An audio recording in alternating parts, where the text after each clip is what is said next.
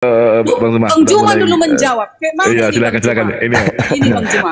Di Gimana? surat Al-Qiyamah ayat 23 yang artinya kepada Tuhannya lah mereka melihat.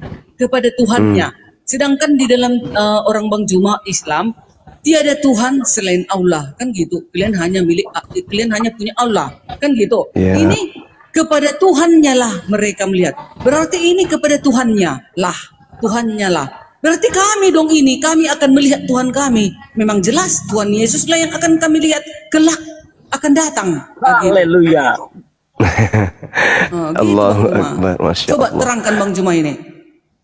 Iya. Dan tunggu dulu satu lagi Bang Juma. Yesaya 25 ayat 9. Inilah Tuhan yang kita nanti-nantikan katanya, dengar ya Bang Juma. Sesuai lah ini dengan surat Al-Qiyamah ayat 23 tadi. Di dalam buku Yesaya, ini kitab orang Yahudi ini ya. Pada waktu itu orang akan berkata, sesungguhnya inilah Allah kita yang kita nanti-nantikan supaya kita diselamatkan. Inilah Tuhan yang kita nanti-nantikan. Marilah kita bersorak-sorak dan bersuka cita oleh karena keselamatan yang diadakannya. Kelak begitu kami akan bersorak-sorak Bang Juma, melihat Yesus kami, Tuhan kami. Kalau orang Bang Juma, siapa nanti kalian lihat itu, Tuhan yang kalian lihat itu? Kan sesuai dengan surat Al-Qiyamah ayat 23 ini Bang Juma. Ternyata mau kalian tengoknya katanya Tuhan kalian. Silakan. Oke. Jadi yang pertama yang harus dipahami dulu, Islam itu agama tauhid. Islam agama tauhid artinya Islam itu adalah agama yang mengakui Tuhan itu satu. Mau dia Tuhannya, Tuhanmu, Tuhan mereka, Tuhan kami. Yang pada artinya, pada intinya Tuhan itu satu. Al-Quran kemudian menyatakan di dalam surah Al-Anbiya ayat 25, A'udzubillahi minasyaitonirrajim. Wa ma arsalna min qablika mir rasulin illa nuhi ilaihi annahu la ilaha illa ana fa'budun. Dan kami tidak mengutus seorang rasul pun sebelum engkau, melainkan kami wahyukan kepadanya bahwa tidak ada Tuhan yang berhak disembah selain daripada aku. Maka sembahlah aku. Jadi ketika kemudian Tuhan datang menyatakan kepada dirinya kepada Nabi Adam, kepada Nabi Ibrahim, Nabi Musa, Daud, Allah kemudian mengatakan kepada Tuhannya. Tuhan itu ada berapa? Ada satu, ila rabbiha nazirah. Tidak ada Tuhan lain. Cuman satu Tuhan. Tuhannya Nabi Musa adalah Tuhan yang datang kepada Nabi Muhammad. Tuhannya Nabi Abraham adalah Tuhan yang datang kepada Nabi Muhammad. Tuhannya Yesus malah juga adalah Tuhan yang datang kepada Nabi Muhammad. Tidak ada Tuhan selain pada Tuhan. Dialah Tuhan yang satu-satunya, absolut tunggal, tidak serupa dengan apapun. Cuman cara kemudian Tuhan menyatakan dirinya kepada para utusan itu berbeda-beda. Contoh misalnya, kalau Anda melihat di dalam Keluaran 7, nomor 1. Berfirmanlah Tuhan kepada Musa, lihat aku mengangkat engkau sebagai Allah, sebagai Tuhan bagi Fir'aun. Jadi Tuhan menyatakan dirinya mengutus Nabi Musa sebagai Tuhan. Tapi yang disebut Tuhan sesungguhnya itu adalah Dia yang mengutus, yang menciptakan. Tuhan itu cuma satu. Itulah makanya Tuhan itu harus dinisbahkan kepada hakikat yang maha suci supaya tidak terkontaminasi dengan makhluk. Yesaya 5 nomor 16. Dialah Tuhan yang maha suci lagi maha tinggi. Begitu juga dalam Al-Quran subhanahu wa ta'ala. Sama seperti ketika ada orang yang bertanya atau saya berbicara kepada bawahan saya, membahas tentang anak saya. Bagaimana keadaan anaknya Bang Suma? Anak saya yang pertama gini. Ya mudah-mudahanlah bapaknya bisa diberi umur yang panjang. Itu berarti merujuk kepada saya. Mudah-mudahan bapaknya bisa menjadikan mereka menjadi anak-anak yang soleh dan soleha. Artinya merujuk kepada saya, tapi saya yang ngomong. Tergantung konteks. Jadi ketika kemudian dikatakan ila rabbiha nazirah, memandang Tuhannya, ini berbicara kepada orang-orang mukmin. Wujuhu yawma izin nadhirah. Orang-orang mukmin itu Tuhannya siapa? Ya saya, Allah. yang sedang berfirman kepada Nabi Muhammad SAW. Begitu Bu Darni. Jadi pemahaman Al-Quran itu harus digali menggunakan Quran. Tidak bisa kita pahami Al-Quran itu dengan menggunakan pemahaman bahasa kita, bahasa Indonesia. Seperti itu. Lanjut. Dan selama ini kan semenjak aku ikut berdiskusi di dalam perapologetan, selalunya kalian katakan Allah itu tidak bisa dilihat. Allah itu adalah zat, kan seperti itu. Kalau kami di kekristenan, banyak ayat yang mendukung, yang mengatakan Yesus akan datang. Yaitu 1 Tesalonika 4 ayat 16. Sebab pada waktu tanda diberi, yaitu pada waktu penghulu malaikat berseru dan sangkakala Allah berbunyi, maka Tuhan sendiri akan turun dari surga dan mereka yang mati dalam Kristus akan lebih dahulu bangkit. Di dalam Wahyu 1 ayat 7, lihatlah, ia datang dengan awan-awan dan setiap mata akan melihat dia, juga mereka yang telah menikam dia, dan semua bangsa di bumi akan meratap dia.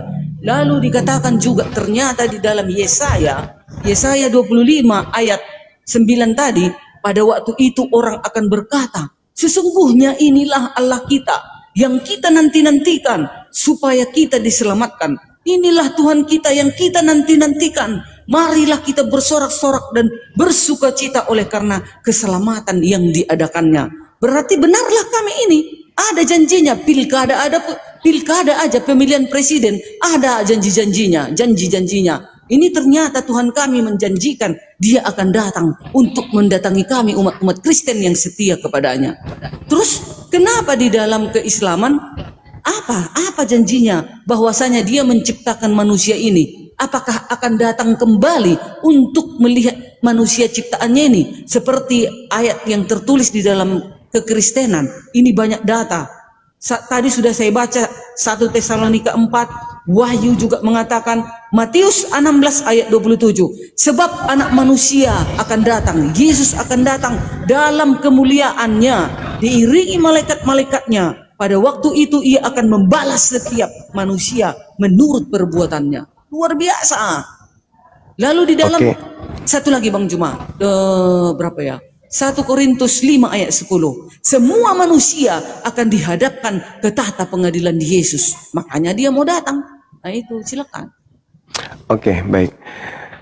Jadi Allah Subhanahu wa taala kemudian mengusir orang-orang kafir masuk neraka karena mengikuti iblis. Yesus juga akan mengusir orang-orang yang menuhankan dirinya karena mengikuti iblis. Jadi memang ada iblis yang selalu mengajak mempertuhankan selain daripada Allah. Apa yang Bu Darni sampaikan itu dibantah oleh Yesus. Justru Yesus berkata, apabila ada yang berkata ada Mesias di sini, ada Mesias di sana, jangan kau percaya. Sebab pada waktu itu akan nampak anak manusia di langit, dan semua bangsa di bumi akan meratap, dan mereka akan melihat anak manusia itu datang di atas awan-awan di langit dengan segala kekuasaan dan kemuliaannya. Anak manusia kan, mau sampai selevel apapun tetap aja anak manusia kan. Justru kalau dia anak manusia, membuktikan bahwa dia bukan Tuhan, karena pencipta langit dan bumi ini bukan manusia, bukan anak manusia. Itu jelas itu, bilangan 23 nomor 19.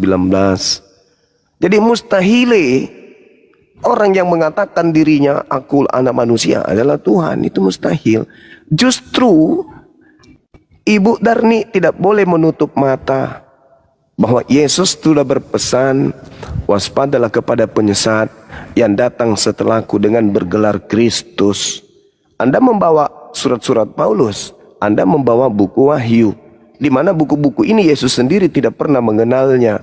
Bu Darni harus tahu bahwa catatan-catatan yang muncul menghadirkan kemudian perkataan-perkataan Yesus itu adalah bukan firman Tuhan.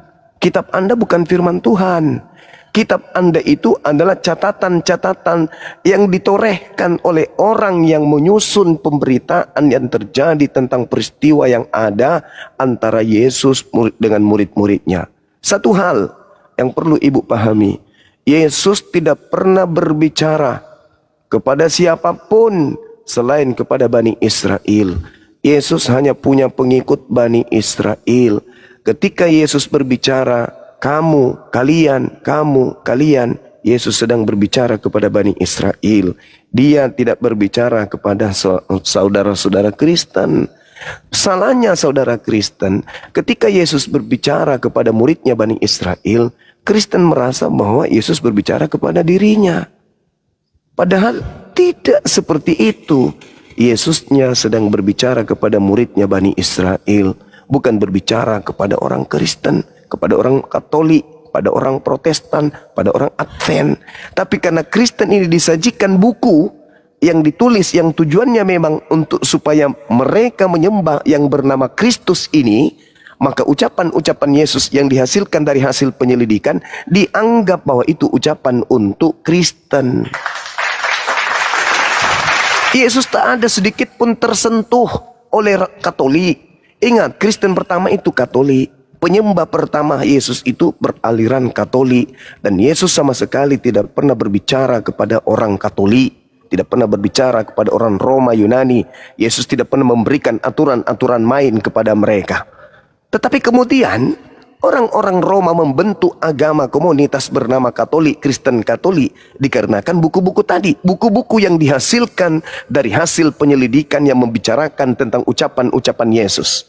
Bukan ucapan itu untuk Katolik, bukan ucapan itu untuk Protestan, bukan untuk Advent, tetapi itu untuk Bani Israel, tapi dipungut kemudian oleh orang-orang yang tidak dikenali oleh Yesus, dijadikan sebuah buku, lalu diseleksi, lalu lolos 4, dan juga Paulus muncul di sana sebagai orang yang mengaku bertemu dengan Kristus yang bukan manusia. Terjadilah sebuah kitab yang kalian sebut dengan Perjanjian Baru, yang Yesus sendiri tidak pernah mengenal kitab-kitab itu. Ibu Darni mempertuhankan sosok Kristus bukan dari lisan Kristus Yesus anak Maria, tetapi dari sebuah buku, dari hasil penyelidikan, dari konsep yang ditanamkan Paulus kepada non-Yahudi. Itu yang menyebabkan Anda mempertuhankan. Padahal kalau Bu Darni jeli, semua ucapan Yesus tak ada satupun untuk non-Yahudi. Tapi kenapa kemudian digunakan oleh non-Yahudi? Karena ada kekuatan di luar Yesus yang mengaku Yesus, yang bergelar Kristus, yang menginginkan penyembah-penyembahnya ada di atas muka bumi ini selain menyembah kepada Tuhan. Ingat Bu Darni, Yesus tidak pernah berkata sedikit pun dari dirinya sendiri. Yesus tidak berani berucap sesuatu yang bukan perintah Tuhannya untuk ia ucapkan. Sedikit pun tak ada. Bahkan Yesus berkata, waspadalah kepada penyesat yang mengaku Yesus dan berkata, akulah Kristus, dia akan menyesatkan banyak orang. Siapa Kristus yang datang menyesatkan banyak orang tersebut? Yesus tidak mungkin, anak Maria nggak mungkin, dia hanya untuk Bani Israel.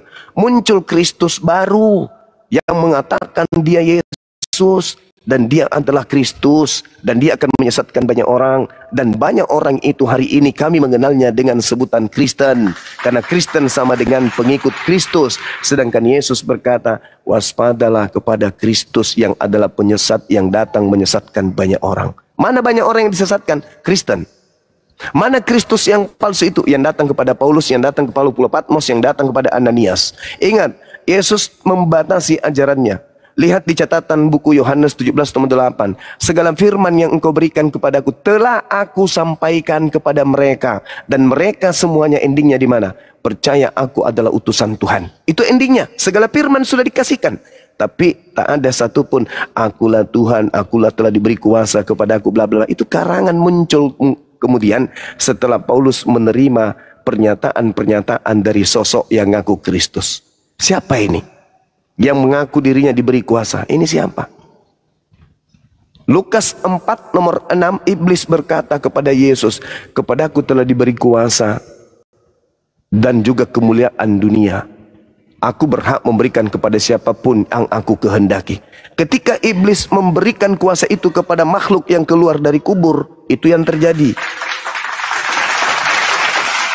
Ingat kata Yesus bahwa di dalam Matius 24, waspadalah kepada penyesat yang datang kepadamu. Apabila ada orang berkata bertemu dengan aku di sini, bertemu dengan aku di sana, jangan kau percaya. Sebab Mesias palsu, Kristus palsu dan Nabi palsu akan datang melakukan banyak mukjizat sekiranya mungkin menyesatkan orang-orang pilihan juga. Camkanlah, aku telah mengatakannya terlebih dahulu kepadamu. Jadi kalau ada orang berkata ada Yesus di padang gurun, ada Yesus dalam bilik, jangan kau percaya. Sebab sama seperti kilat menyambar dari timur sampai ke barat, demikianlah kedatanganku yang kedua. Berarti yang datang kepada Paulus itu kedatangan yang keberapa? Yang datang kepada Pulau Patmos itu kedatangan yang keberapa? Sedangkan kedatangan keduanya saja belum datang.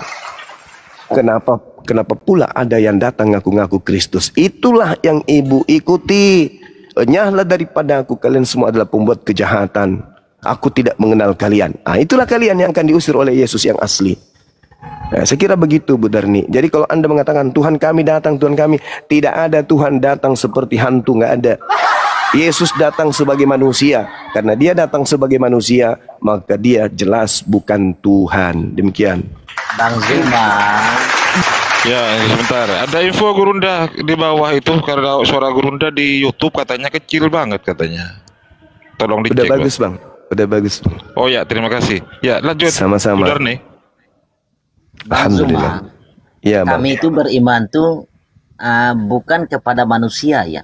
Kami itu beriman kepada orang yang tahu isi surga, yang datangnya dari surga. Jadi pilihan kami Iblis. tepat. Iblis dari mana Bang?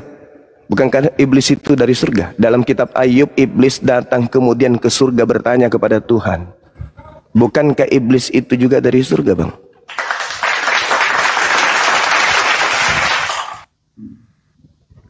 Yesus sendiri di sini berkata, kata itu saya datang dari surga. Iblis juga datang dari surga. Bagaimana Anda mengatakan iblis datang dari surga? Yes. Iblis Iblis itu diciptakan, iblis itu sebenarnya bukan manusia pendosa. Karena dia merontak dengan Allah, ingin mau setara dengan Allah.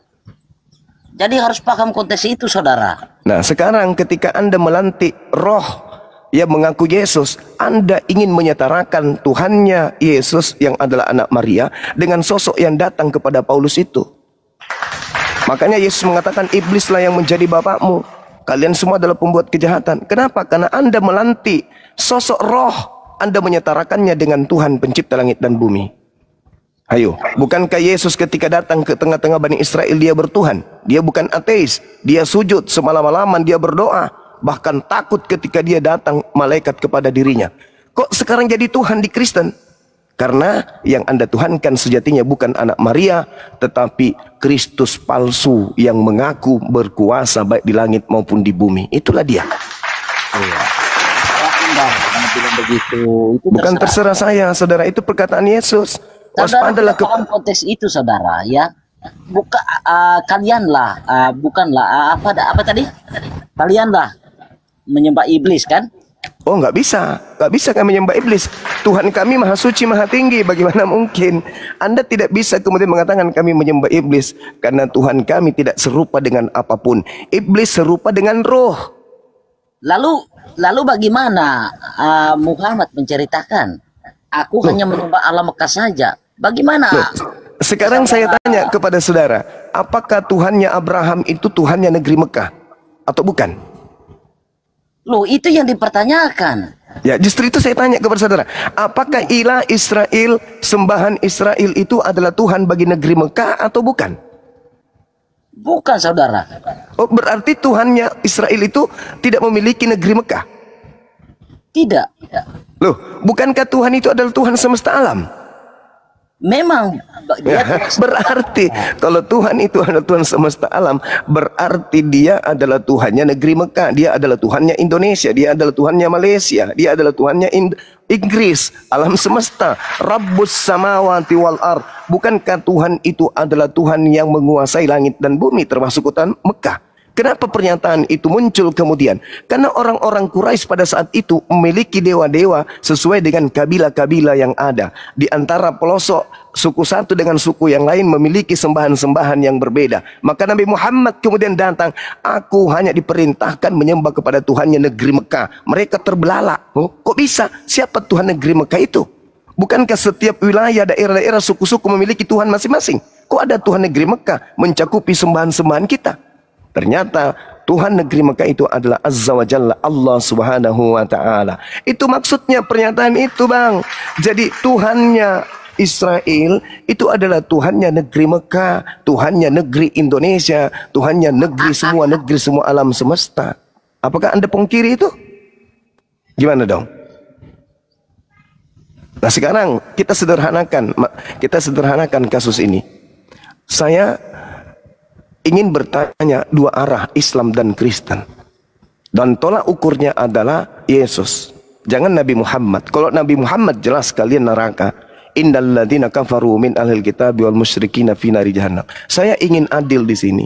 Saya ingin tahu dari konsep Yesus kepada Bani Israel. Menurut Yesus, Bang, penyesat setelah dia bergelar Kristus atau bergelar Sallallahu Alaihi Wasallam? Silakan Anda jujur. Bergelar nabi palsu. Gelar nabi palsu ini bergelar Kristus atau bergelar Sallallahu Alaihi Wasallam? Nabi palsu. Nabi palsu itu yang mengajarkan kesesatan. Nabi palsu ini menerima pengajaran dari Kristus palsu. Waspadalah kepada Kristus palsu, sebab banyak orang akan muncul membawa namaku dan berkata akulah Kristus. Sekarang pertanyaannya, apakah Yesus menubuatkan penyesat itu bergelar Kristus atau bergelar Sallallahu Alaihi Wasallam? Mari kita jujur. Nggak ada keduanya, tapi dikatakan inilah bergelar nabi palsu. Waspadalah kepada pengajar-pengajar dan guru-guru sesat dan nabi-nabi palsu, katanya. Oke, baik. Bu Darni, boleh Ibu Darni bacakan Matius 24 nomor 4 nomor 5? Ini ucapan Yesus loh. Karena Kristen lebih dulu datang daripada Islam, maka yang menjadi rujukan kita ini adalah agama Kristen atau ajaran Kristen, atau intinya di ajaran Yesus. Yesus di dalam Matius 4 nomor 4 nomor 5, gelar daripada penyesat yang muncul menyesatkan banyak orang itu bergelar Kristus atau bergelar Sallallahu Alaihi Wasallam. Silakan. Matius 24 ya. Iya. 24 ayat 4 dan 5 kan? Permulaan penderitaan. Itu ayat 3 dulu. Ketika Yesus duduk di atas bukit Zaitun, datanglah murid-muridnya kepadanya untuk bercakap-cakap sendirian dengan dia. Kata mereka, katakanlah kepada kami, bila manakah itu akan terjadi, dan apakah tanda kedatanganmu dan tanda kesudahan dunia? Ayat 4. Jawab Yesus kepada mereka, waspadalah supaya jangan ada orang yang menyesatkanmu. Sebab banyak orang akan datang dengan memakai namaku dan berkata, akulah Mesias, dan mereka akan menyesatkan banyak orang. Kamu akan mendengar deru perang atau kabar-kabar dengan perang. Namun berwas-waslah, jangan kamu gelisah, sebab semuanya itu harus terjadi, tetapi itu belum kesudahannya. Itu maksudnya Mesias palsu yang mengadakan penyesat-penyesat. Itu artinya. Nomor 4-nya Bu, dan nomor 5-nya coba. Ya, jawab Yesus kepada mereka, waspadalah supaya jangan ada orang yang menyesatkan kamu. Ayat 5, sebab banyak orang akan datang dengan memakai namaku dan berkata, akulah Mesias, dan mereka akan menyesatkan banyak orang. Nah, penyesat menurut Yesus yang datang setelah Yesus bergelar apa? Kristus Mesias, atau itu katanya Mesias, katanya di situ. Mesias dalam bahasa Yunaninya apa? Kristus. Kristus. Yang datang kepada Paulus bergelar apa? Mesias. Kristus. Lalu kemudian di dalam Galatia 1 nomor 11 nomor 12, Paulus mengaku, aku menerima Injil bukan dari manusia. Bukan manusia yang mengajarkan Injil kepadaku, tetapi Yesus Kristus. 2 Yohanes 1 nomor 7, siapakah penyesat itu? Bukankah dia yang pergi ke seluruh dunia yang tidak mengaku Yesus datang sebagai manusia? Itulah antikristus, itulah penyesatnya. Jadi Paulus mengaku enggak menerima Injil dari manusia Yesus? Iya, mengaku karena dia adalah rasul Yesus. Tidak, dia mengatakan bukan manusia yang datang kepadaku, tetapi Yesus. Ya. Sedangkan penyesat itu adalah dia yang pergi ke seluruh dunia yang tidak mengaku Yesus datang sebagai manusia.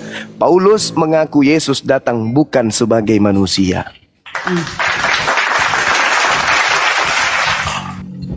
Ada Paulus lagi? Paulus juga mengaku Yesus datang sebagai manusia. Enggak ada. Galatia 1 nomor 11, nomor 12, coba Ibu baca. Galatia 1 nomor 11. Iya, maksudnya di situ penyesat-penyesat itu maksudnya yang kan tahu kan kata Yesus juga, sesatlah kamu karena di surga tidak ada kawin mengawinkan. Mana ada ajaran Paulus kawin mengawinkan di surga? Mana ada? Bukan di surga, jangan dipleset dalilnya. Itu Hari kebangkitan, Bu Darni. itulah yang penyesat yang Hari mengatakan kebangkitan bahwa itu. sesatlah Hari kebangkitan kamu, itu, katanya. hari kebangkitan itu bukan surga. Hari kebangkitan kan- itu, hari kebangkitan itu padang mahsyar, Ibu. Masih orang mau dihisap. Baca Yohanes 2 nomor 29. Baca itu. Manusia akan dibangkitkan dari kubur. Yang baik akan masuk ke dalam surga, akan diadili dan dimasukkan ke surga. Yang buruk akan diadili dan dimasukkan ke dalam neraka. Jadi tidak ada orang bangkit dari kubur langsung kawin. Iya, tadi kan Diperiksa dulu. Nah, jadi kembali kepada tema kita, bahwa penyesat yang muncul menurut Yesus setelahnya itu adalah bergelar Kristus. Ingat sekali lagi, Bu Darni, Yesus ketika berbicara dan bercakap-cakap di Bukit Zaitun, dia berbicara dengan murid-muridnya, dan di situ bukan orang Katolik, bukan orang Protestan, bukan Advent. Sekali lagi, kalian di luar garis.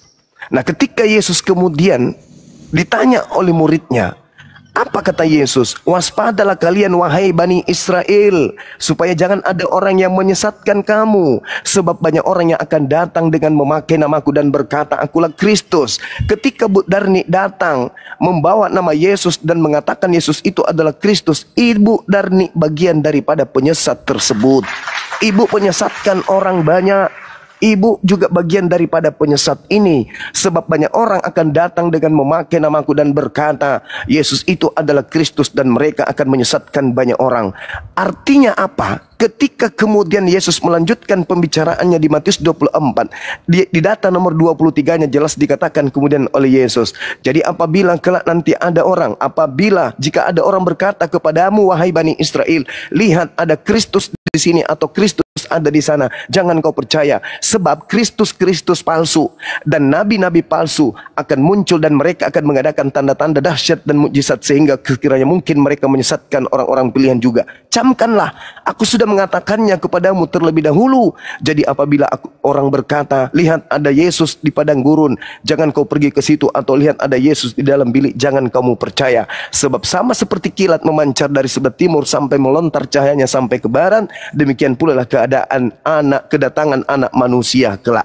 Berarti Yesus mengatakan, jangan kau percaya ketika ada orang yang mengaku bertemu dengan aku, sebab kedatanganku itu bukan cuma 1-2 orang yang melihat, tetapi kedatanganku itu ditandai seperti cahaya terlontar dari timur sampai ke barat. Begitulah nanti kedatanganku yang kedua. Jadi Paulus hanya sendiri dia dengan murid-muridnya, dengan pengikutnya ketika dia menuju kepada Pulau Patmos. Ketika dia ke Damsyik, Iya, ketika tunggu, dia di Bang dalam Juma. sel, itu Ini dia salah, mengaku Bang bertemu Juma. dengan Yesus. Iya, tunggu. Itu jelas itu.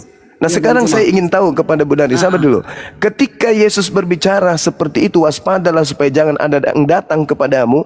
Ini Yesus berbicara kepada Bani Israel atau berbicara kepada orang Roma yang ada di sekelilingnya pada saat itu? Bani Israel. Bani Cuman, Israel. Begini, tunggu, kuterangkan ini Bang Juma. Biar kuterangkan. silakan. Sewaktu Yesus mendatangi Paulus, bukan maksudnya kedatangan kedua kali. Itu masih secara pribadi, Yesus memilih Paulus untuk menjadi rasul, untuk menjadi pekabar Injilnya pada saat itu. Itu maksudnya. Nah, Kalau inilah. kedatanganku, enggak, jangan. Salah Bang Juma, jangan bilang Paulus yang penyesat. Karena sewaktu Paulus mengumandangkan dia bertemu dengan Yesus secara pribadi, makanya dia jadi bertobat. Justru Kedatangan Yesus itu. Justru itu Yesus menasihatkan muridnya di luar Paulus. Wahai muridku, jika ada yang datang kepadamu mengaku Kristus, jangan kau percaya. Ketika kemudian ada makhluk sosok datang kepada Paulus mengaku Kristus, murid Yesus tidak percaya. Ini waktu kedatangannya yang kedua kali nanti. Oh, Kalau ada yang tidak. mengatakan aku ada di sini, aku ada di sana, jangan kau tidak. percaya. Karena Iya, kedatanganku seperti sebab kilat kedatanganku memancar dari timur ke barat. itulah kedatanganku. Semua mata akan melihat. Gitu. Artinya Bukan kalau hanya ada satu. orang yang mengaku, kalau ada orang mengaku bertemu denganku, jangan kau percaya. Yuni, Sebab si Yuni aja kedatanganku. pun bertemu Yesus. Yuni pun bertemu Yesus. Banyak orang bertemu Yesus. Karena ya itu dia. Dia dipilih. Karena memang ya. Karena Yesus memang mengatakan kan banyak orang kan memang. Kan Yesus mengatakan banyak orang. Jadi ketika ada orang yang berkata ada Yesus di sini, jangan kau percaya. Sebab itu bukan aku. Itu bukan aku. Maksudnya nanti kedatangan kedua kali. Itu kedatangan itu global. bukan aku. Itu bukan aku. Sebab kedatanganku nanti, kalau aku yang datang, maka seperti kilat menyambar dari timur sampai ke barat. Itu baru aku. Kalau selain dengan keadaan itu bukan aku. Jangan kau percaya. Betul.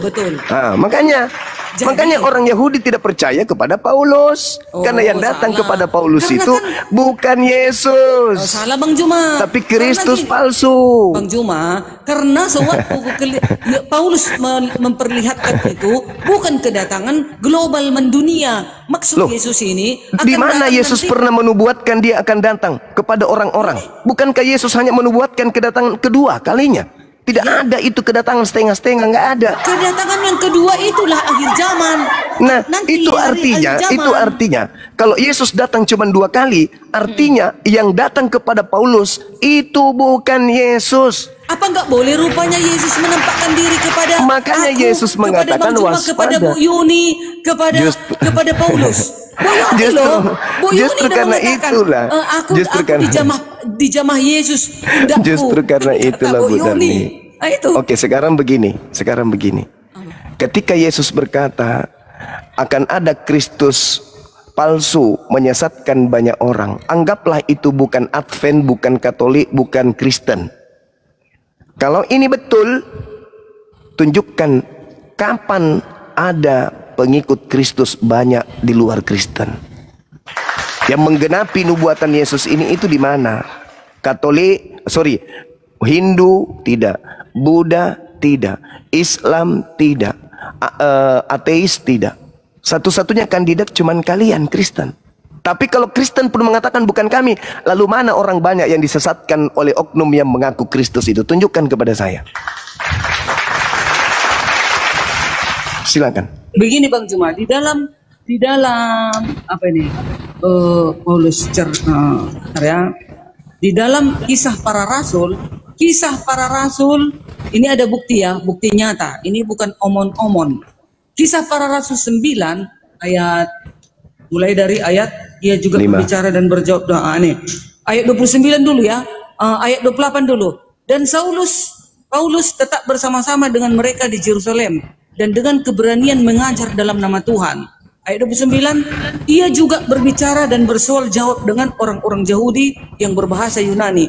Tetapi mereka itu berusaha membunuh Paulus. Ya, ayat 30.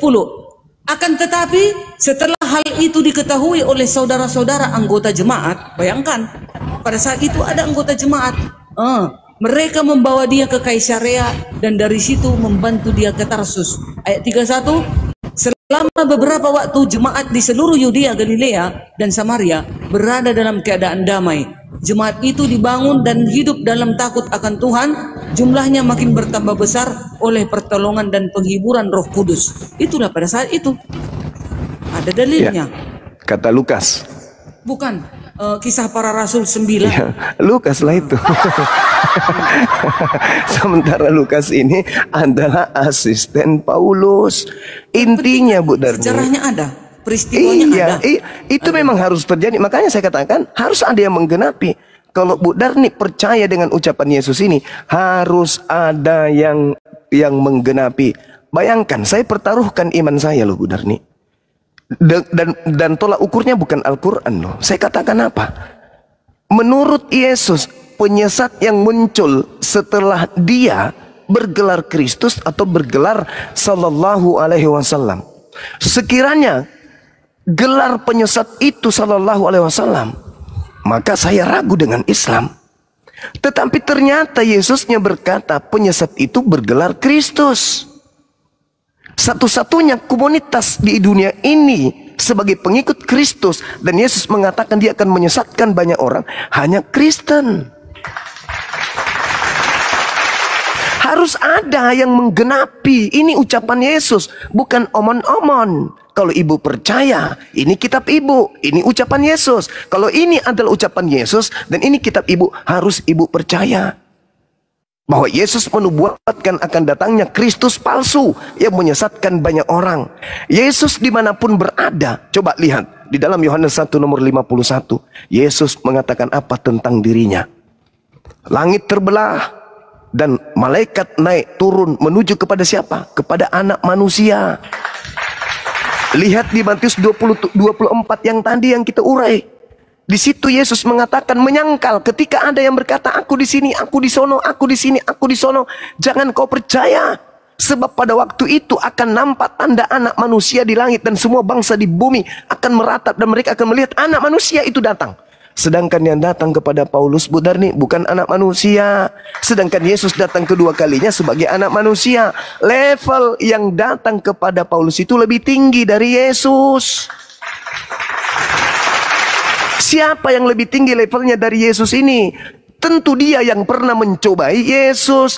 Tidak mungkin kalau dia levelnya lebih rendah dari Yesus bisa mencobai Yesus. Dan satu-satunya makhluk yang pernah mengaku kepada Yesus, kepadaku telah diberi kuasa di langit dan di bumi, dan aku berhak memberikan kepada siapapun yang aku kehendaki.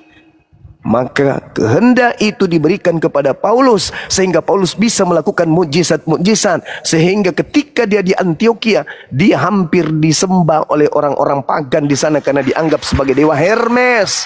Karena Paulus dibekali oleh kemampuan iblis. Aku berhak memberikan kepada siapapun yang aku kehendaki. Ingat Bu Darni, ketika di dalam Kisah Para Rasul 16 nomor 18, siapa yang memproklamirkan kerasulan Paulus? Baca, yang memproklamirkan kerasulan Paulus itu adalah iblis. Ini bukan saya ngaku-ngaku sebagai orang lebih pintar dari Bu Darni, enggak. Saya membaca Bible. Dan bacaan Bible itu terurai. Saking inginnya manusia itu mengerti tentang Bible, supaya manusia itu tidak jauh dari Bible.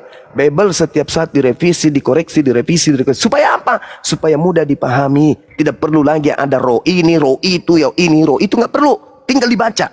Dan di situ jelas sekali dikatakan, waspadalah kepada penyesat yang datang mengaku Kristus.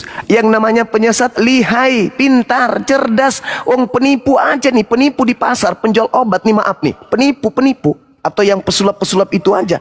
Itu pintar, cerdas untuk kemudian membuat trik. Apalagi yang namanya iblis. Makanya Yesus di ending pengajarannya mengatakan, pada hari itu aku akan berkata kepada mereka, enyahlah daripadaku, kalian semua adalah pembuat kejahatan. Siapa yang ditunjuk oleh Yesus di situ? Orang-orang yang sudah sampai level makrifat.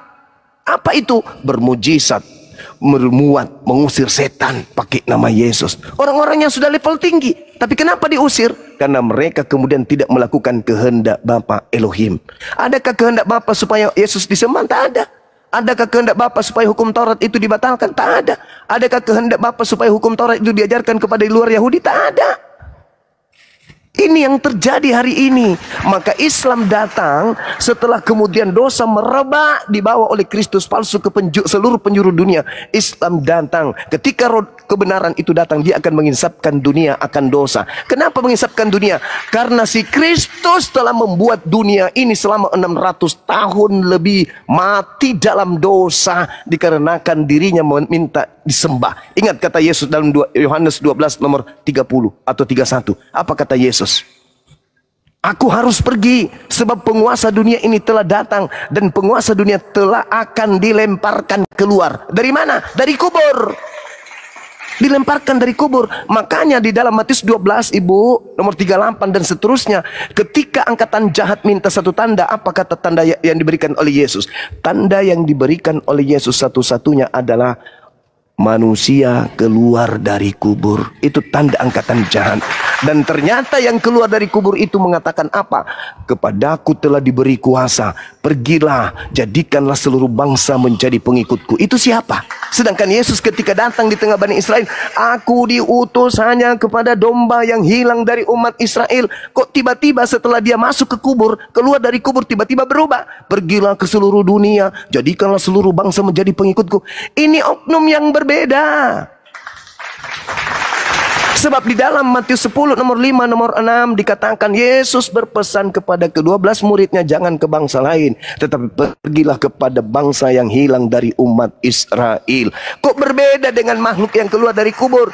Ternyata cek Yesus memang mengatakan tanda Yunus sama dengan keluarnya atau bangkitnya iblis keluar dari kubur pada hari ketiga.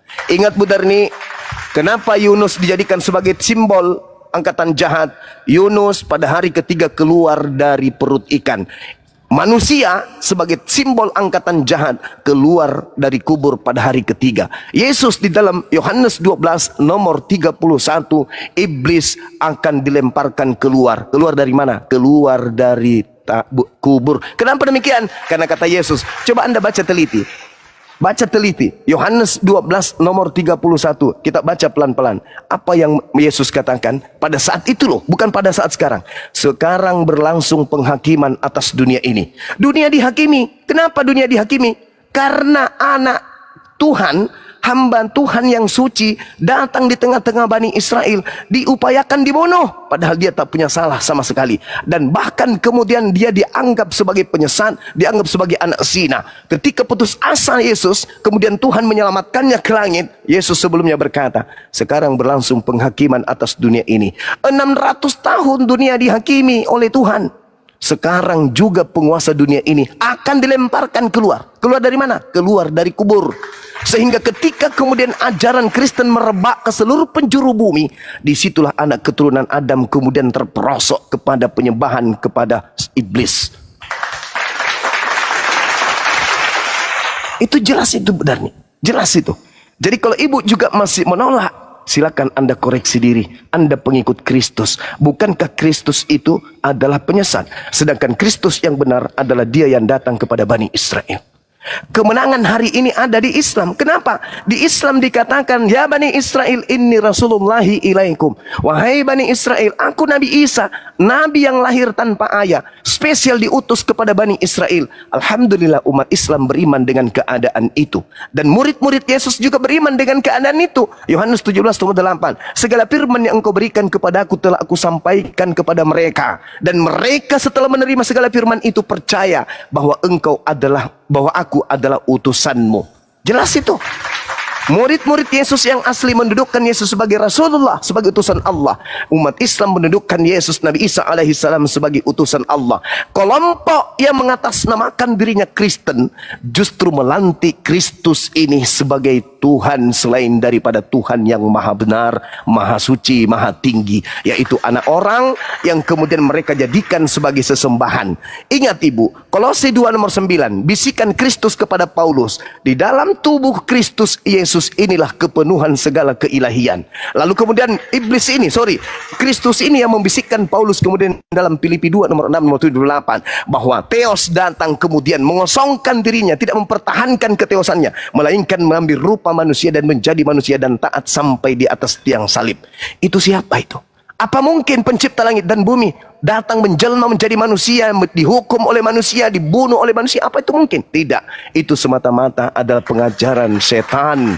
Makanya Al-Quran mengatakan wa iyyaduuna illa syaitanan marida. Yang orang-orang kafir itu adalah mereka sembah itu adalah setan yang durhaka. Ingat Bu Darni, apa kata Paulus dalam Galatia 3 nomor 13, lagi-lagi bisikan Kristus. Tak ada satu ucapan Paulus tentang penyaliban menyebut nama Yesus di situ. Tapi Anda baca apa yang dikatakan oleh Paulus di Galatia nomor 13. Kristus, bukan mengatakan Yesus, tapi Kristus telah menebus kita. Coba, siapa Kristus ini yang telah menebus orang Kristen dari hukum Taurat, dari kutuk hukum Taurat? Siapa? Siapa Kristus ini yang telah menebus Kristen dari hukum Taurat?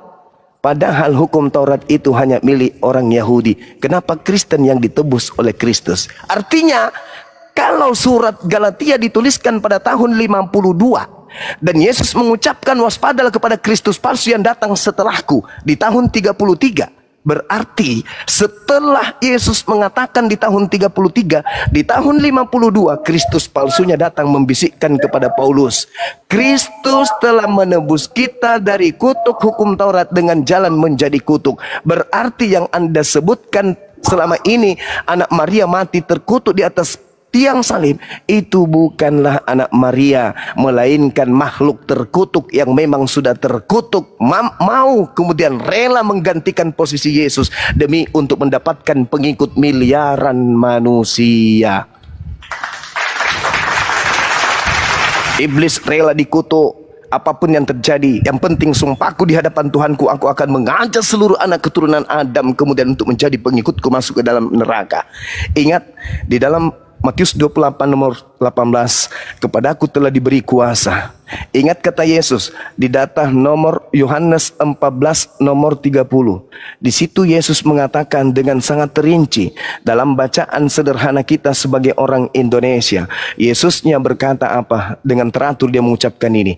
Tidak banyak lagi aku berkata-kata dengan kamu, sebab penguasa dunia ini datang. Siapa penguasa dunia yang datang? Iblis. Siapa yang mengaku kepadaku telah diberi kuasa di dunia?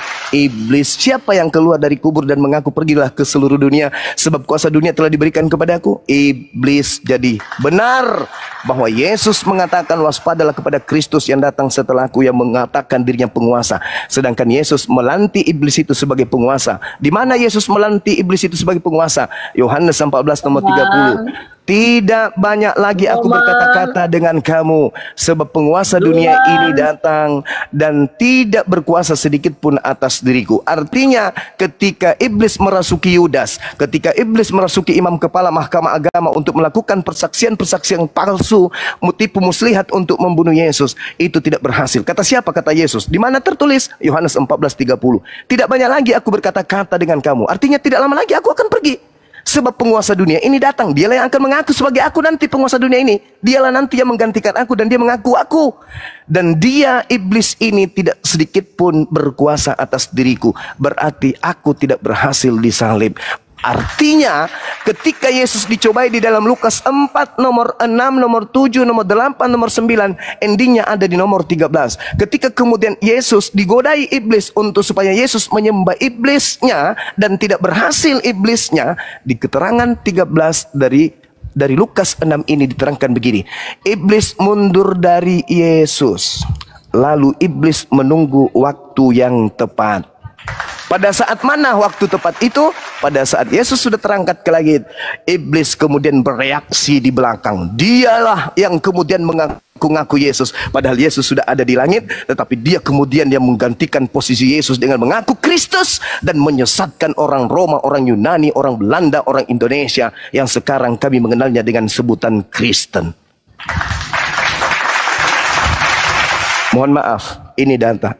Kalau membahas tentang Al-Quran selesai saudara-saudara Kristen. Tetapi ternyata melalui Bible pun kalian selesai. Silakan. Makanya Bang Juma, iblis itu nanti di dalam Wahyu 20 ayat 10 kita baca ya. Dan iblis yang menyesatkan mereka dilemparkan ke dalam lautan api dan belerang, yaitu di tempat binatang dan nabi palsu itu, dan mereka disiksa siang dan malam sampai selama-lamanya. Bayangkan, nabi palsu itu akan nanti disiksa selama-lamanya bersama dengan iblis. Sementara Paulus adalah rasul yang dipilih oleh Yesus sendiri di dalam Kisah Para Rasul 9 ayat 15. Kisah Para Rasul 9 ayat 15. Tetapi firman Tuhan kepadanya, pergilah sebab orang ini adalah alat pilihan bagiku untuk memberitakan namaku kepada bangsa-bangsa lain serta raja-raja dan orang-orang Israel. Aku sendiri akan menunjukkan kepadanya betapa banyak penderitaan yang harus ia tanggung oleh karena namaku. Luar biasa. Nah itu bukan Yesus itu. Sabar Bu Darni, saya sudah mau buka Bu Darni. Saya 15 detik titip ini untuk teman-teman saya di sini. Ketika Ibu Darni berbicara mengenai nabi palsu, Kata Yesus, dari buahnya kamu mampu, kamu mau, kamu tahu. Kamu itu Bani Israel. Wahai Bani Israel, dari buah nabi palsu itu kamu tahu. Apa buah nabi palsu itu? Buahnya memanggil aku Tuhan, bernubuat, mengusir setan, bermukjizat pakai namaku. Itulah buah dari nabi palsu. Dan lagi-lagi itu di Kristen. Maaf Bu Darni, maaf. Saya bukannya mau lari atau kabur. Saya buka puasa dulu sambil saya nyimak. Silakan. Dilanjutkan sahabat-sahabat Muslim yang lain. Ya, dari buahnya lah engkau mengenal nabi palsu itu. Emangnya nabi palsu, kalau dikatakanlah Paulus, pernah rupanya Paulus mengawini banyak wanita? Pernah rupanya Paulus untuk membunuh? Pernahkah Paulus meniduri berganti-ganti wanita dia pakai? Pernah? Enggak. Paulus itu selalu mengindahkan dirinya, menjauhkan dirinya dari apa? Dari perbuatan-perbuatan yang jijik, yang menjijikkan. Jadi itu enggak kena ke Paulus ya. Di dalam boleh dikatakan di sini. Boleh Ibu tunjukkan sejarah riwayat Paulus? Boleh? Buku apa itu yang menceritakan sejarah Silsilah hidupnya? Paulus, Kisah Para Rasul 22 ayat 1. Rasul Paulus merupakan keturunan Yahudi dan Romawi. Paulus lahir di Tarsus, Kilikia, sekarang di Turki, dari keluarga Enggak, Yahudi. maksud saya Ngaku sejarah berasal hidupnya dari Ibu. suku Benjamin. Sejarah hidupnya tertulis di mana? Dia ngapain aja gitu. Sejarah Rasul Paulus, dia adalah seorang Iya, jahat yang sejarah menganiaya. hidupnya itu tertulis di mana Ibu? Sejarah Yang hidupnya menganiaya. mulai dari dia lahir, kemudian dia kanak-kanak, kemudian remaja, kemudian ini bla bla bla. Selayaknya Nabi Muhammad SAW ada kitab yang berbicara tentang riwayat hidupnya, Sirah Nabawiyah. Ada nggak buku yang bercerita tentang sejarah hidupnya Paulus mulai dari lahir sampai dia meninggalkan dunia ini? Ada nggak?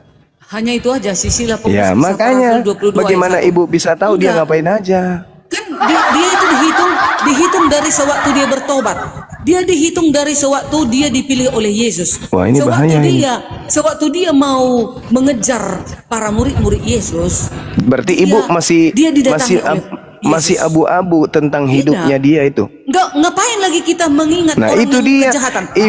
Ibu berbicara Paulus itu Enggak, tidak tunggu pernah dulu, Bang Juma. begini, Contoh kayak tidak aku. pernah begitu. Kalau aku sudah, tunggu Bang Juma, kalau aku sudah bersahadat, apakah aku masih kalian ingat yang lalu-lalu? Enggak kan? Oh tidak, bukan Nah, itu begitu. sama dengan Paulus. Sekarang permasalahannya bukan di situ Bu Darni. Ibu coba lihat di dalam Matius 12 nomor 43 dengan 45. Coba Anda lihat. Ketika orang itu bertaubat, iblisnya keluar dari dirinya, kata Yesus. Dan iblis yang keluar dari dirinya ini mencari pemberhentian dan tidak menemukan pemberhentian. Sehingga iblis itu kembali kepada orang yang bertobat tadi. Dia menemukan orang yang bertobat ini betul-betul bersih. Lalu iblis yang keluar mencari dan memanggil 7 roh jahat yang lebih jahat daripadanya untuk masuk kembali kepada orang yang bertobat tadi. Dan nampaklah, terlihatlah bahwa orang itu jauh lebih jahat daripada semula. Dan itu akan berlaku terhadap angkatan jahat orang Farisi. Itu kata Yesus. Jadi ketika kemudian Ibu mengatakan Paulus itu bertobat, apanya yang bertobat? Tak ada pertobatan-pertobatan, justru semakin parah. Kenapa Justru semakin parah. Tidak ada dalil di dalam Alkitab ini dia mengawini banyak wanita, enggak ada. Loh, bukan dari situnya. Dia banyak membunuh. Bu Darni, dia buahnya. Bang Juma, bukan itu. dari Ibu jangan buahnya ngarang-ngarang, engkau jangan mengenalnya, ngarang cerita. katanya. Tidak ada Yesus memberikan syarat penyesat itu banyak menikah, enggak ada. Dari Karena buahnya Yesus katanya. enggak. Dari buahnya lah engkau Iya, mengenal. dari buahnya itu memanggil aku Tuhan, bernubuat, mengusir setan, bermujizat. Tidak ada dikatakan bahwa dari buahnya banyak menikah. Karena Yesus tahu diri, dia berasal dari seorang kakek yang banyak istri. Tidak ada seperti itu benar. Jadi kita jangan membentuk satu pengajaran, jangan membentuk pengajaran yang berbeda dengan yang Yesus sampaikan. Kami saja Muslim, kami Islam saja ini menjaga itu. Ibu kok Kristen tapi kok malah nambah-nambahin. Matius 7 nomor 15 sampai nomor 26. Sedikit pun tak ada ciri-ciri itu. Dia mengatakan buah dari nabi palsu itu memanggil aku Tuhan, bernubuat pakai namaku, bermujizat pakai namaku, mengusir setan pakai namaku. Jangan Anda tambah-tambah menikah banyak. Enggak boleh. Silakan. Sebentar. Nah, Matius 7:15 silakan. Sementara di ajaran Paulus 1 Korintus 13 ayat 13, demikianlah tinggal ketika hal ini, yaitu iman, pengharapan dan kasih. Tetapi yang paling besar di antaranya ialah kasih.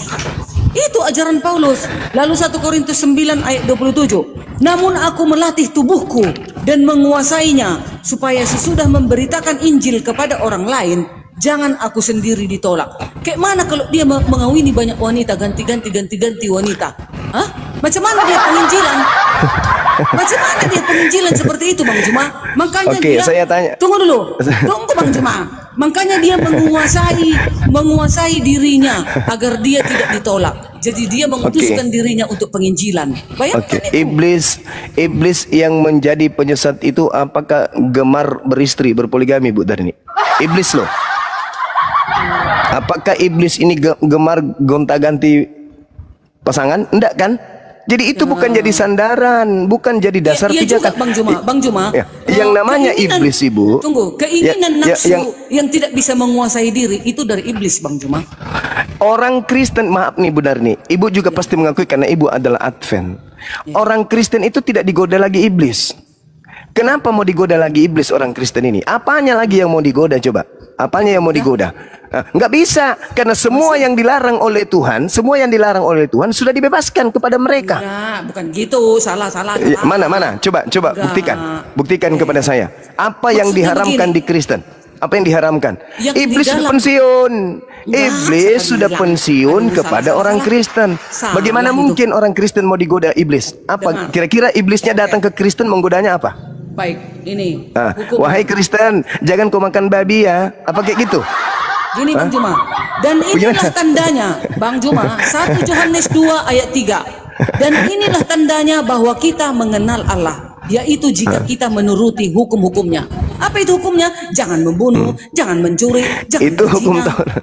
Itu Taurat. Itu Taurat yang sudah dibatalkan oleh Paulus. Di perjanjian baru pun Galatia 3 ayat 24 hukum Taurat. Itulah kamu sampai Yesus datang. Itulah hukum yang dibangun kembali oleh iblisnya, menghapuskan hukum Tuhan. Begini Bu Darni, perintah Tuhannya jelas.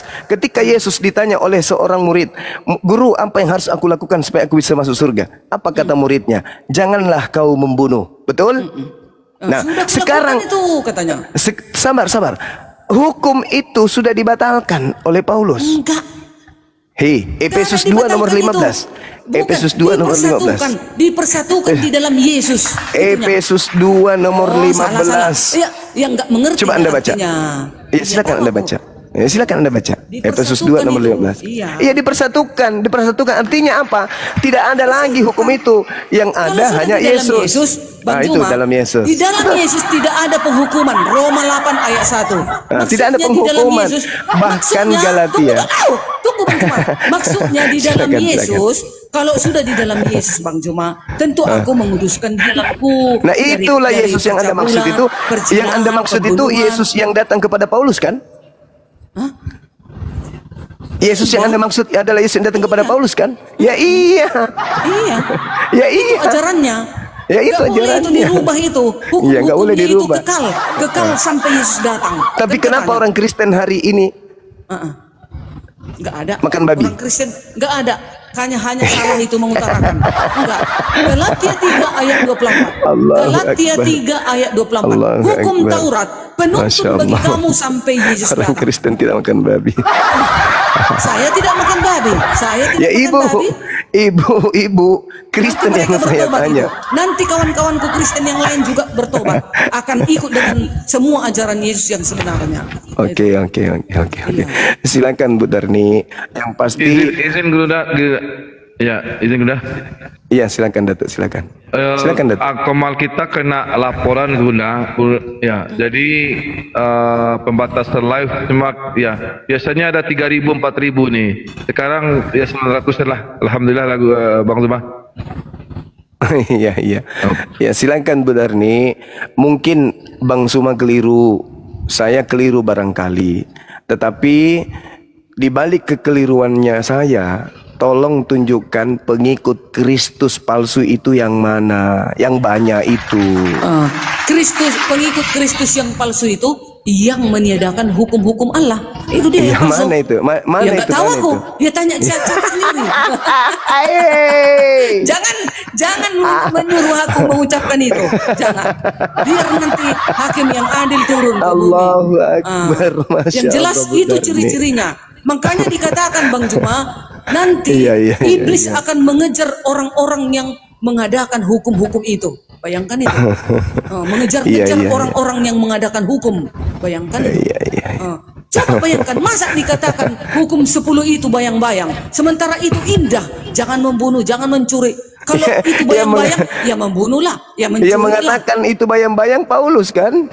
Enggak, bukan. Loh, Paulus yang mengatakan bahwa itu adalah bayang-bayang. Kalau Paulus mengatakan bayang-bayang, tapi ada lagi ayatnya di bawah.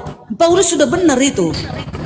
Hanya di dalam Yesus semuanya, bayang-bayang itu semua. Hanya di dalam Yesus. Nah gitu maksudnya. Ibu, jadi Bang Juma, kalau sudah di dalam Yesus, barang tentu aku juga mengikuti apa yang dikatakan Yesus. Ini satu lagi Bang Juma. 1 Yohanes 2 ayat 4. Barang siapa berkata aku mengenal Allah, tapi ia tidak menuruti hukum-hukumnya, ia pendusta katanya Bang Juma. Pembohong itu. Siapa yang mengatakan aku pengikut Tuhan, tapi merubah-rubah hukumnya, pembohong itu, pendusta. Nah, itu. Ibu boleh saya baca data? Boleh, silakan. Di dalam Kolose 2 berkaitan dengan hukum Taurat, kata Paulus, ya, semua ini hanyalah bayangan dari apa yang harus datang. Itu satu. Ada juga di dalam Ibrani, di dalam kitab Ibrani juga dikatakan dengan sangat rinci, di dalam hukum Taurat hanya terdapat bayangan saja dari keselamatan. Ibu mengatakan, penyesat itu yang mengatakan hukum Taurat itu hanya bayang-bayang. Ya, saya berserah diri dari ucapan ibu ya sendiri. Di bawah ada lagi yang menguatkannya, bukan hanya itu saja Bang Juma. Maksudnya bayang-bayang.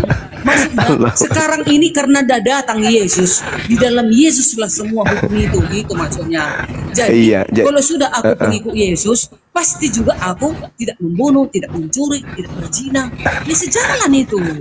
Iya, jadi hanya orang tak mengerti gitu. Ya, sekiranya kemudian ada sosok yang datang mengajarkan secara transparan, mencurilah, berzinalah, merampoklah. Ketahuan tidak kalau itu iblis? Ya udah jelas itu ajaran iblis, namanya mencuri. Apakah iblis itu cara menyesatkannya seperti itu? Bukankah yang namanya penyesat itu menipu, menganggap sesuatu yang buruk itu menjadi baik? Sekarang ketika orang Kristen tidak berzina, tidak mencuri, tidak merampok, tidak membunuh, semuanya tidak dilakukan, tetapi menyembah kepada iblis, apakah Kristen akan selamat? Enggak boleh dong, jangan ke iblis lah. Enggak, ini contoh Ibu, ini contoh. Enggak selamat. Iya. Berarti tidak bisa dijadikan dasar pijakan. Andai saja kami pengikut iblis, pasti kami mencuri, merampok, berzina dan seterusnya. Apalah artinya itu semua Anda lakukan kalau ternyata yang Anda sembah itu adalah iblis, Kristus palsu. Ya, Anda tidak berzina, Anda tidak berzina, tidak mencuri, tidak membunuh, tidak ini bla bla. Tapi yang Anda sembah Kristus palsu, apakah selamat?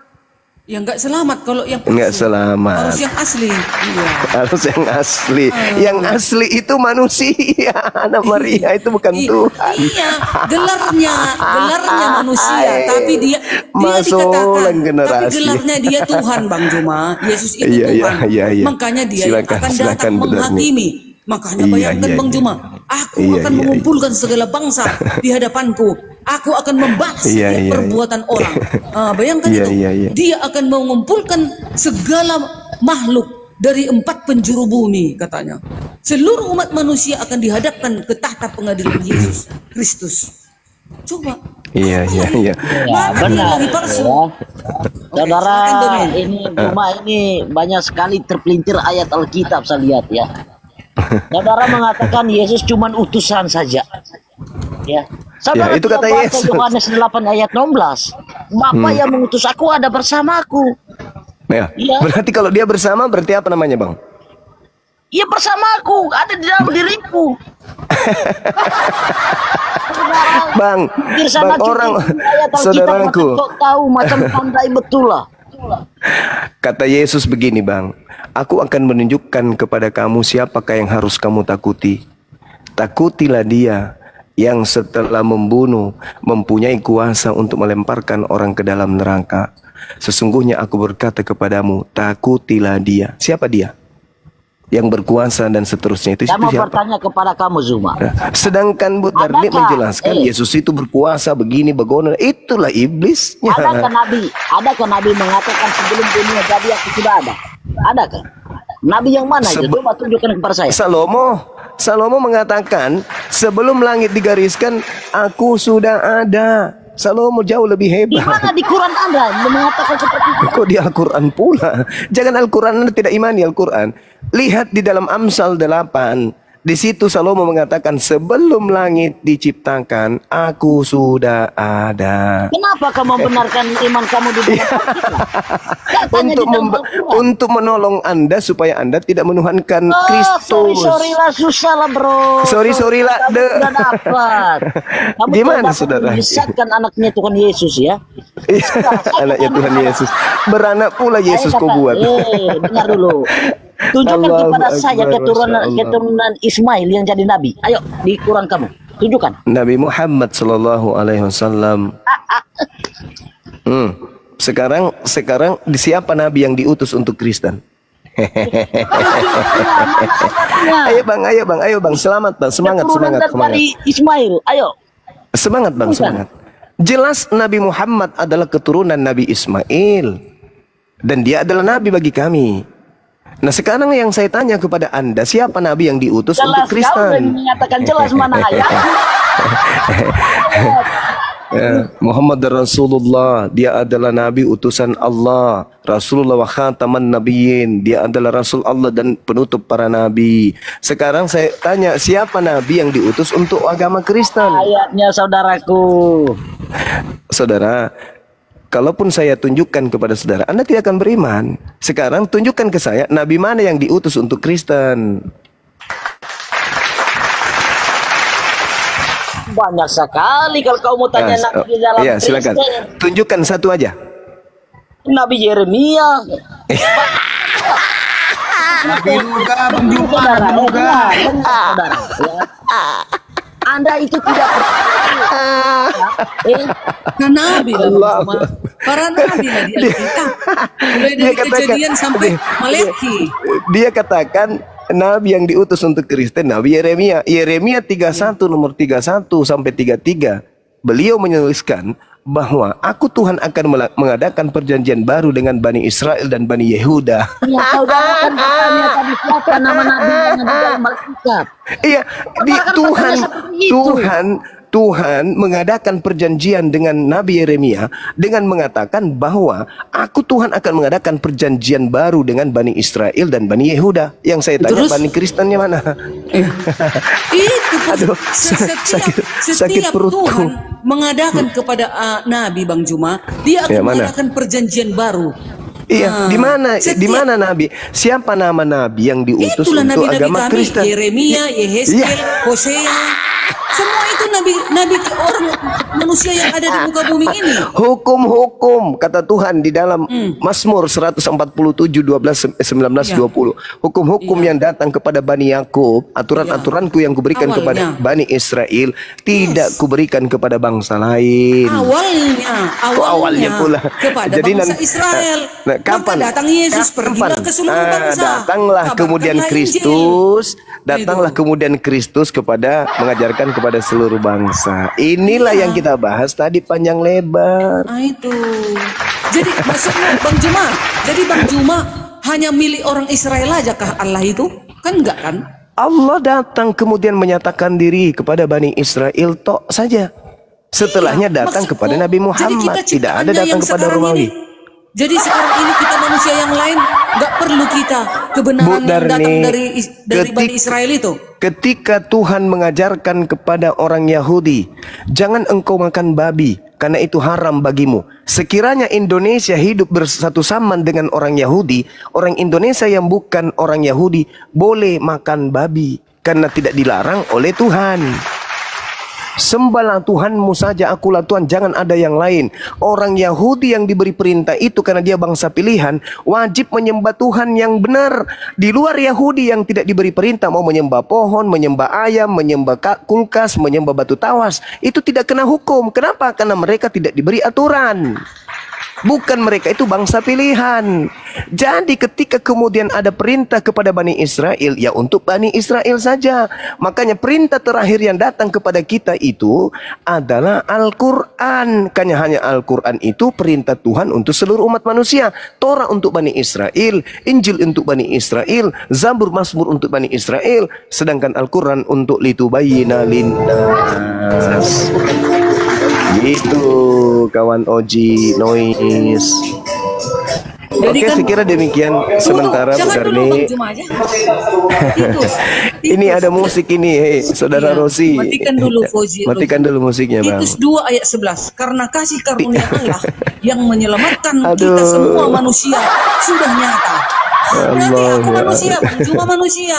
Jadi semua itu kita berhak juga Allahu untuk Akbar, keselamatan. Masya Allah. Itu, Bang Juma. Titus itu lagi-lagi bisikan Iya. makhluk Kristus yang datang kepada Itu- Paulus. Itu kata Bang Juma, itu kata Bang Juma. Karena Paulus Bang Juma nggak mengatakan. mengimani Alkitab ini, makanya Bang Ibu Juma seperti Darni, itu. Ibu Terserah. Darni, Terserah. bukankah Paulus mengatakan dia menerima Injilnya bukan dari manusia? Betul kan? Nah iya. Itu yang saya kata. Sedangkan Yesus itu manusia. Berarti Paulus menerima Injil bukan dari Yesus anak Maria. Maria melahirkan manusia, benar nih. Baik. Kalau begini Bang Juma, dengar. Ini lagi. Ya. Tadi kan Bang Ya. Juma bilang hukum-hukum itu untuk hanya Bani Israel. Iya. Ini Yesaya 42 ayat 4 ini kitab Nabi Yesaya, bayangkan. Iya. Ia sendiri tidak akan menjadi pudar dan tidak akan patah terkulai sampai Iya. ia menegakkan hukum di bumi. Nah, Galau pulau mengharapkan pengajarannya. Mana dibilang hukum di Israel? Mana ada di Oke. bumi?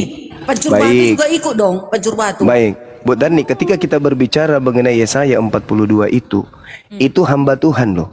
Iya dong, Nabi. Nah, lihat itu hambaku yang kupegang orang pilihanku, yang kepadanya aku berkenan. Aku menaruh rohku di atasnya supaya ia menyatakan hukum kepada bangsa-bangsa. Itu. Itu kan? Nah, siapa ini? Siapa ini? Yesaya, Nabi Yesaya. Ya, siapa yang dimaksud oleh Yesaya ini? Iya, kepada bangsa-bangsa. Iya, siapa itu? Nabi, dia ini Nabi. Nah, iya, Dia siapa ini itu Nabi? Iya, siapa Nabi itu? Nabi Yesaya, Nabi Allah. Maksudnya Bang Juma gimana? Siapa yang dinubuatkan? Lihatlah ini hambaku yang kupegang orang pilihanku, yang kepada yang berkenan. Yang Aku telah menubuatkan menaruh rohku Allah. di atasnya supaya menyatakan hukum. Menyatakan hukum. Menyatakan itu artinya menyampaikan hukum itu kepada bangsa-bangsa. Hukum yang datang kepada Bani Israel. Iya.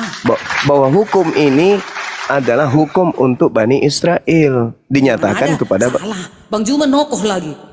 Yesaya sudah dibilang Astagfirullah. ia sendiri tidak akan menjadi pudar dan tidak akan patah terkulai sampai ia menegakkan hukum di bumi. Segala pulau mengharapkan pengajarannya. Segala pulau bumi ini akan mengimani hukum-hukum itu. Kan bagus itu. Jangan membunuh. Seluruh negara menerapkan hukum ini sebenarnya. Sekarang kalau ibu jadikan ini, karena kalau saya melihat ini adalah nubuat.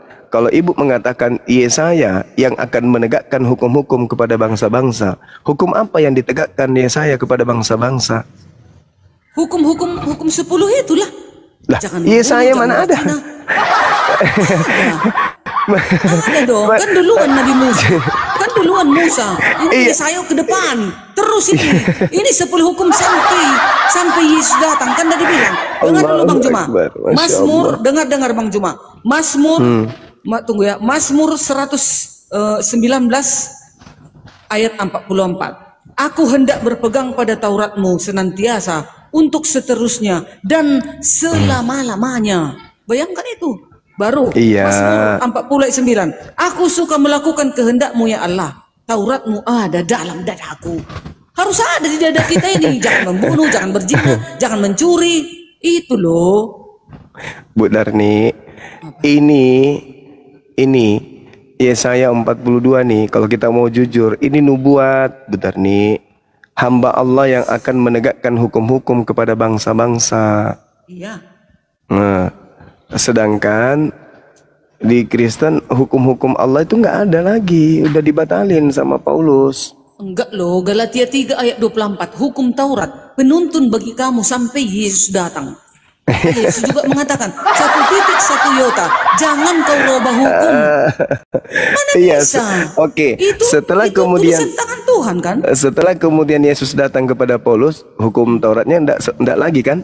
Maksudnya dipersatukan di dalam Yesus, dibatalkan semua, enggak ada, sama. Allahu Akbar, Masya Allah. Tunggu Bang Juma, sebentar, jangan dulu. Sama seperti kata Nabi Muhammad, dengar Bang Juma, dengar. Nabi Muhammad berkata, nih dengar. Saya izin dulu maghrib. Ya benar nih ya. Jangan dulu. Mana dia? Satu lagi, sabar. Tunggu dulu. Nabi Muhammad juga berkata, nggak bisa kita dibenarkan karena amalmu, kan katanya.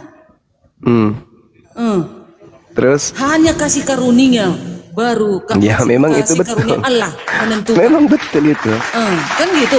Sama seperti hukum Taurat. Nggak ada artinya melakukan hukum, hanya dipersatukan di dalam Yesus.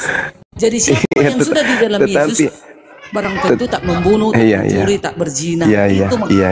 Iyalah benar nih. Tapi di dalam hukum Taurat di Ulangan 27 nomor 26, terkutuklah orang yang tidak melakukan hukum Taurat dengan perbuatan. Saya kira itu dulu Bu Darni. Nanti kita lanjut lagi. Saya pamit ibadah dulu ya. Ya, assalamualaikum warahmatullahi wabarakatuh. Sahabat-sahabat sekalian.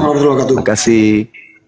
Ya, itu Darmi dari tadi siang sampai malam ini asik dulu. Aduh, itu tobat itu. Ini bagus kan? Ini firman Tuhan. Sudah itu, tobat itu. Aku juga mantan Kristen itu. Daripada aku melalak-lalak ke kafe, daripada aku alami apa doktrinmu ini hari. Ini hari yang kau tentangi, ya. Kau alami dulu itu, ya. Sudahlah itu. Aduh, itu. Sudah. Nggak bisa aku kalian tobat karena kau belum ngidul tadi kau. Kayak Yesus. Aku menunggu kedatangan Yesusku. Logika dasarnya saja itu. Dari mana logika kalau kau ciptaan melahirkan pencipta? Coba. Ya, terserah kalian aja lah. Yang penting coba kita bicara logika aja. Menunggu kedatangan Yesusku. Logikanya? Tidak yang lain. Ciptaan melahirkan sang pencipta. Nggak bisa. Karena aku semakin tengok dulu, semakin ku baca aku duluan kisah pada itu. Semakin kuat aku di dalam Yesus. Aku juga semakin kuat di dalam Islam. Nah, ya udah. Duluan aku kisah pada itu. Enggak apa-apa lah, jangan. Iya, jangan kita jadi bermusuhan. Tetaplah kita merdongan. Enggak perlu bermusuhan. Cuman itu tadi ngulur ngidul kayak benang kusut. Enggak, memang begitu. Semua orang udah makan bodrek ini. Memang begitu imanku. Iman apa? Imanmu melanggar Bibel. Terserah kalian. Aku memang seperti itu. Jelas. Tadi ngulur ngidul melulu. Enggak, udah mantap. Kayak benang kusut kau. Tidak. Kayak benang kusut. Tidak. Iya. Oke lah. Aku pun mau keluar. Aku pun udah lapar. Kan? Udah kayak benang kusut. Sama aku dulu sebentar yuk. Udahlah dari tadi, nanti besok lagi besok. Kayak benang kusut dari tadi. Enggak ada juntrungnya. Aduh, amamu tai tobat maho. Itu.